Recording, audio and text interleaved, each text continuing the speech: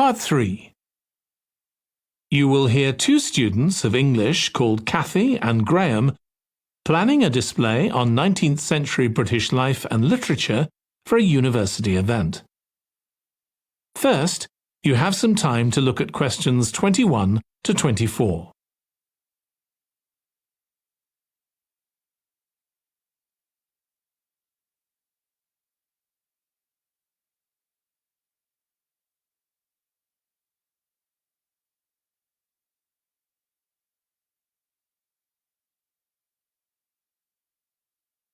Now listen carefully and answer questions 21 to 24. OK, Graham, so let's check we both know what we're supposed to be doing. OK. So, for the university's open day, we have to plan a display on British life and literature in the mid-19th century. That's right. But we'll have some people to help us find the materials and set it up, remember? For the moment, we just need to plan it. Good. So, have you gathered who's expected to come and see the display? Is it for the people studying English or students from other departments? I'm not clear about it. Nor me. That was how it used to be, but it didn't attract many people, so this year it's going to be part of an open day to raise the university's profile. It'll be publicised in the city to encourage people to come and find out something of what goes on here. And it's included in the information that's sent to people who are considering applying to study here next year. Presumably, some current students and lecturers will come? I would imagine so. But we've been told to concentrate on the other categories of people. Right. We don't have to cover the whole range of 19th century literature, do we? No, it's entirely up to us. I suggest just using Charles Dickens.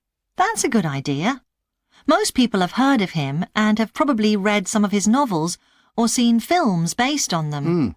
So that's a good lead-in to life in his time. Exactly. And his novels show the awful conditions that most people had to live in, don't they? He wanted to shock people into doing something about it. Did he do any campaigning other than writing? Yes, he campaigned for education and other social reforms and gave talks. But I'm inclined to ignore that and focus on the novels. Yes, I agree. Before you hear the rest of the discussion, you have some time to look at questions 25 to 30.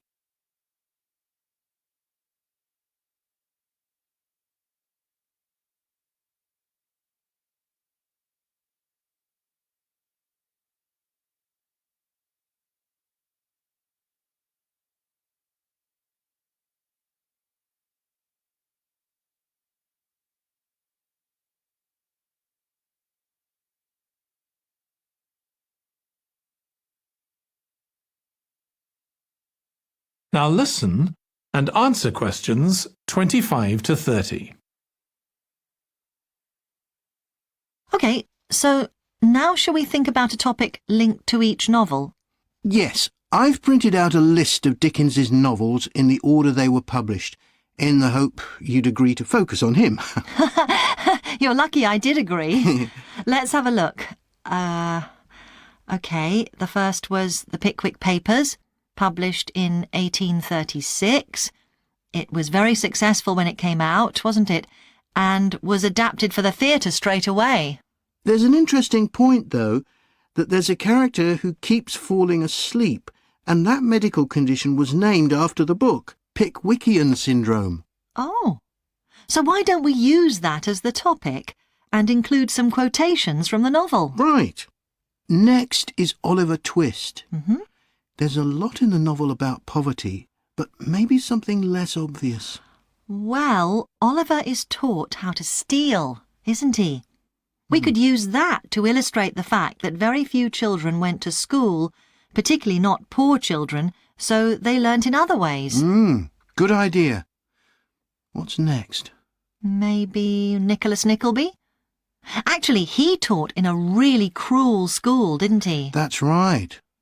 But there's also the company of touring actors that Nicholas joins. We could do something on theatres and other amusements of the time. We don't want only the bad things, do we? OK. What about Martin Chuzzlewit? He goes to the USA, doesn't he? Yes.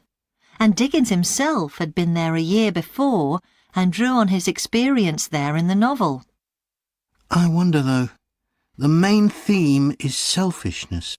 So we could do something on social justice? No, too general. Let's keep to your idea. I think it would work well. He wrote Bleak House next. That's my favourite of his novels. Yes, mine too. Oh, His satire of the legal system is pretty powerful. that's true. But think about Esther, the heroine. As a child, she lives with someone she doesn't know is her aunt, who treats her very badly. Then she's very happy living with her guardian, and he puts her in charge of the household. And at the end, she gets married, and her guardian gives her and her husband a house, where, of course, they're very happy. Yes, I like that. What shall we take next? Little Dorrit? Old Mr. Dorrit has been in a debtor's prison for years. So was Dickens's father, wasn't he? That's right. What about focusing on the part when Mr. Dorrit inherits a fortune and he starts pretending he's always been rich? Good idea. OK. So next we need to think about what materials we want to illustrate each issue. That's going to be quite hard. That is the end of part 3. You now have 30 seconds to check your answers to part 3.